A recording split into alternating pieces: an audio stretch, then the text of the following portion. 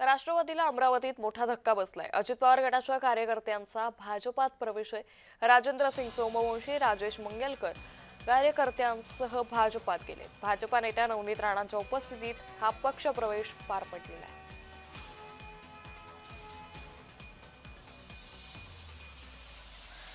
त्यामुळे अमरावतीमध्ये राष्ट्रवादीला हा मोठा धक्का बसल्याचं पाहायला मिळतंय।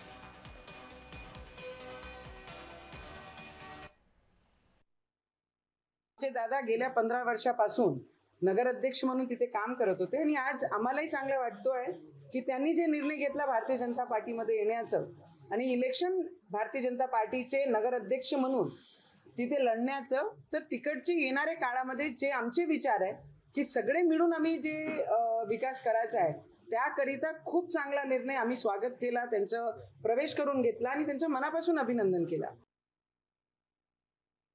मी भाजपमध्ये प्रवेश घेतलेला आहे आणि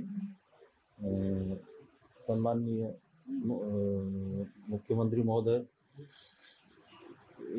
यांच्या मेसेजमुळे चिखलदऱ्याचा विकास बाकीच्या पर्यटन स्थळाच्या धर्तीवर झाला पाहिजे म्हणून मी हा निर्णय घेण्यात आला।